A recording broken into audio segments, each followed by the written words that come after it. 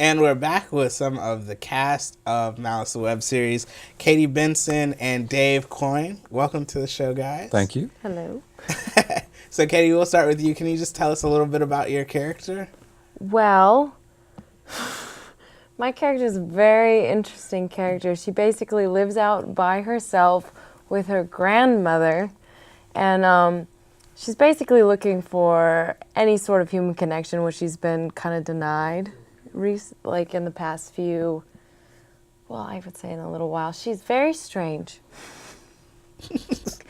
That's the best way to describe her. She's very strange. But then she finds people who she can relate to, and of course, Alice. Mm-hmm. And that's very exciting for her, that new human connection of someone who just stumbles upon her out in the middle of nowhere. Right. But in this world, strange is normal, right? That's true. All right, Dave, what about you? When you say in this world, you mean our current life on Earth? Strange is normal? Is that what you're saying? Or do you mean the series? You know, I'm going for the series, but, you know, it could go both ways. I think it applies to both. Well, what's interesting is Katie's explanation of her character describes my life. I also live with my grandmother. Not very good with, you know. No, Phil and I's relationship is actually pretty interesting. We had a brief connection, I think, in 92, early 90s. He was doing a movie, and I accidentally, I guess, kind of got a bit part on that, and then he called me back up to play, I think he's a misunderstood, desperate character named Mike Cheney. He's considered to be the villain, but he's more of an entrepreneur, right? He's really just trying to find his own niche in life, and I don't know how much you want to give away. Probably not a lot, because that's I think he has a certain part of why you'd watch it. A certain amount of sympathy, you know. It's like, and that's what makes him, I think, an interesting antagonist, because he's not like he's just trying to make a living.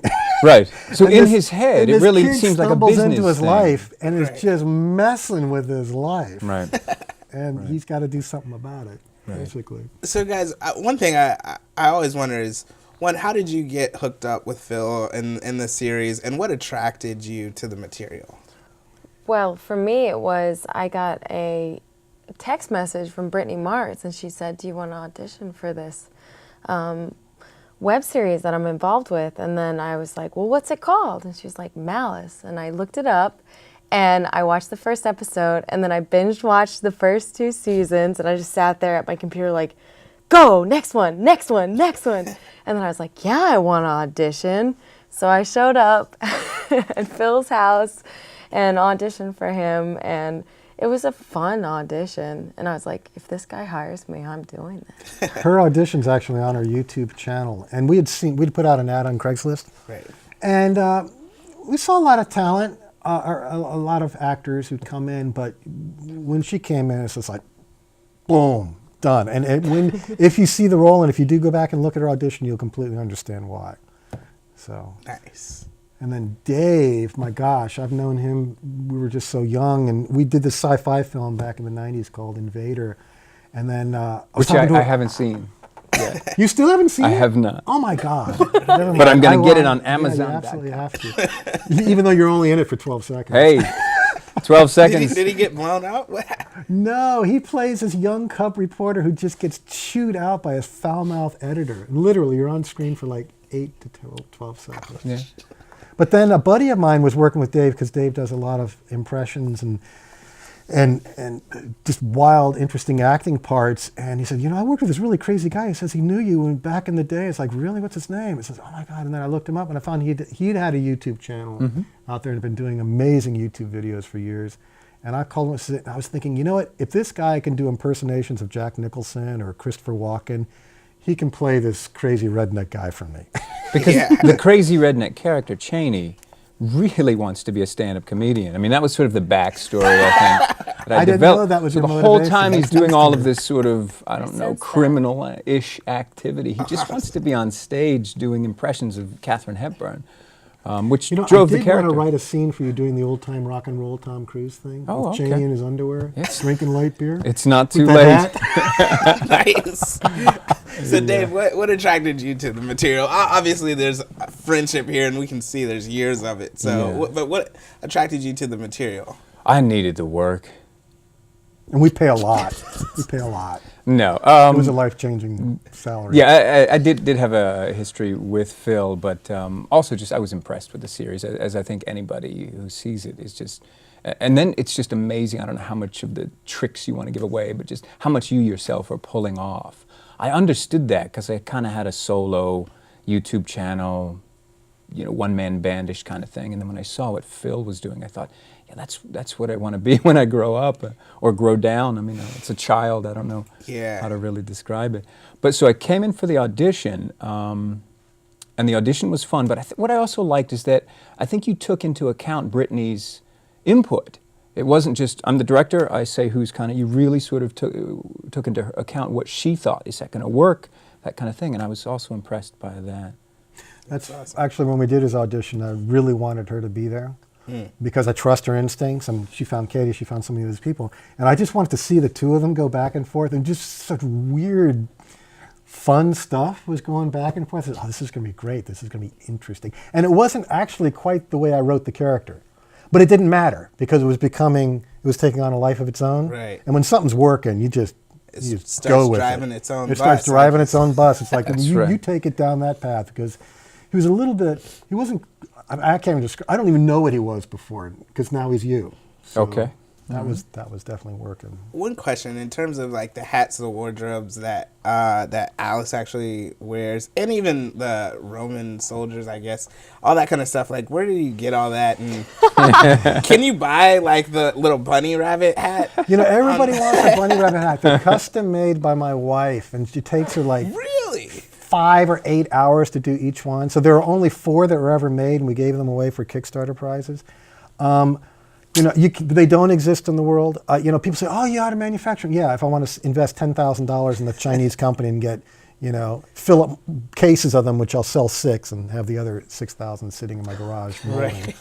But the shirts you can buy. The shirts you can buy on our Webseries, and it's a great shirt, and I love the emblem. So particularly looks great on women, and and there's a more discreet version, like athletic versions for guys and what have you. And then as far as the Roman costumes are concerned, it's kind of funny. I was going to make this big Roman epic like 12 years ago, and I bought all this armor.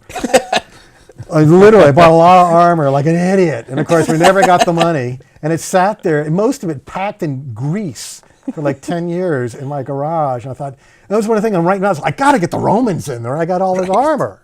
That's what I love, though, because like you never know in life when something is going to come back. Because it is a little bit random. Granted, it's out there. Yeah, but it works for this show. Well, it works because Dad was in the Roman thing, and Alice is such a history nut, and just it fits her whole wild imagination. And then I found this crazy, wonderful group of Roman reenactors here in Northern Virginia, and I became good friends with them.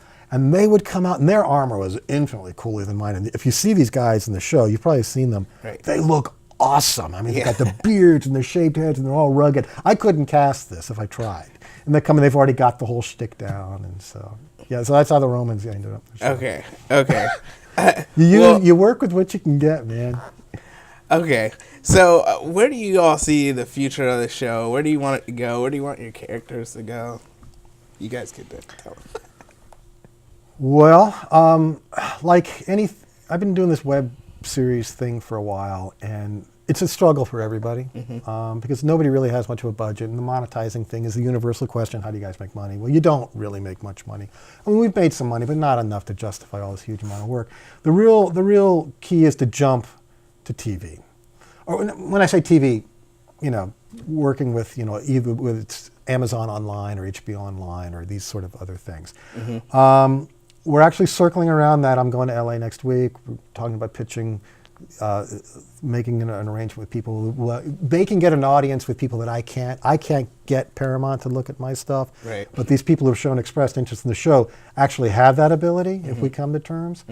So, what are the odds of that happening? Really nil, but they can get conversations that I could never get.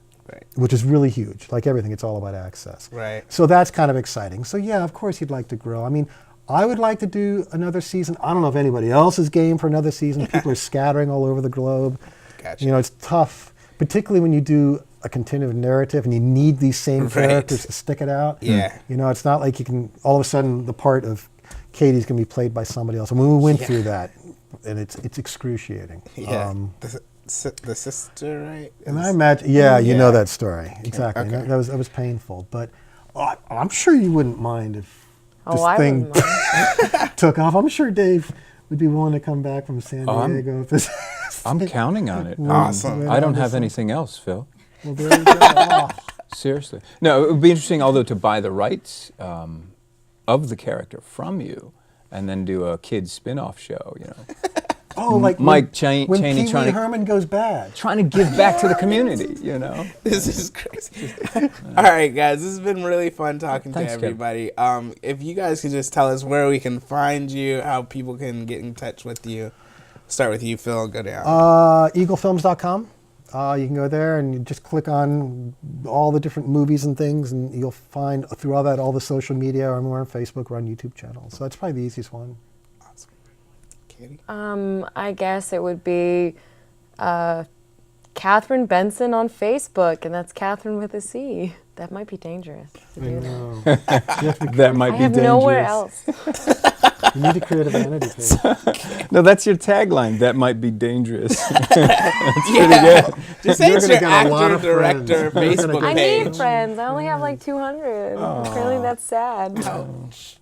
Dave. DCLoogieWorld.com is, I guess I'm DC Loogie online. If you Google that, a lot of videos and stuff that I've done will come up. But DC Loogie World is now the home base. Okay, Phil said that you do an awesome Kevin Spacey and Jack Nicholson. Can you just...